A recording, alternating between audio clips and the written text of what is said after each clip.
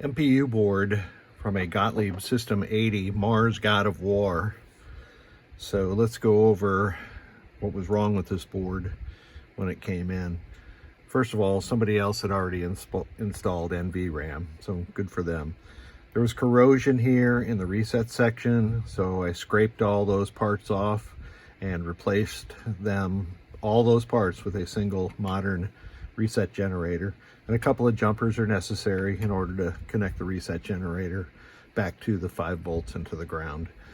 You can see I've sanded all the corrosion away and cleaned up any traces that needed to be cleaned up.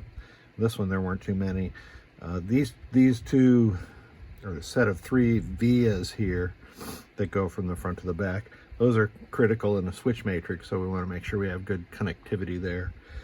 It cleaned up very nice. I've conformal coated this so that the bare copper will no longer oxidize, so this should last for a very long time.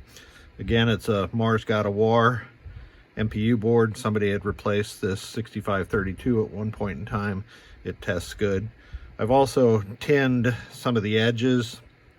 Well, it turned out most of the edges, because somebody had sanded those down to bare copper, and that's never really a good idea. A better idea is to use one of these. This is a fiberglass pencil, and you can just scratch away at the oxidation that's on there. I've added the slam switch defeat here. This is the way I prefer to do it. And I will add a single pin connection for ground right here before I ship this board out. So let's get it onto a game, or into a game, and see how it works.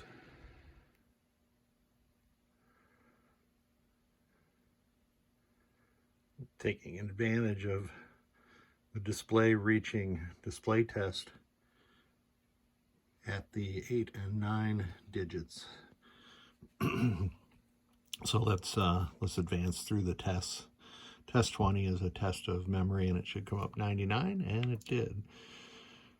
This is the Mars God of War MPU. Whoops. Let's go back to test 16, which is lamp test.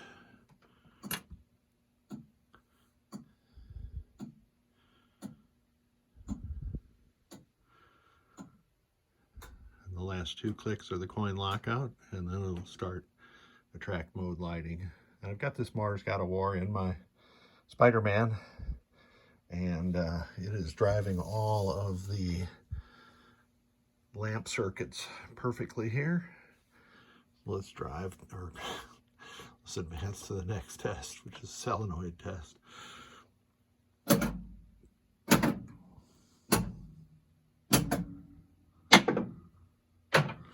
Working correctly also. And the next test is switch test. So we'll wait for the 99 to show up. That indicates no switch is closed. And now I'll walk through column 1. I've done this so many times, I need to build an Arduino unit that'll do it automatically. And now row 1.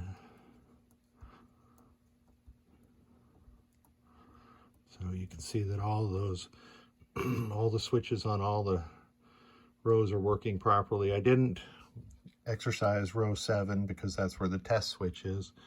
And now I will advance to the next test, which is display test. And we've already shown the 8 and the 9 going through, but for good measure, here's the zeros going through.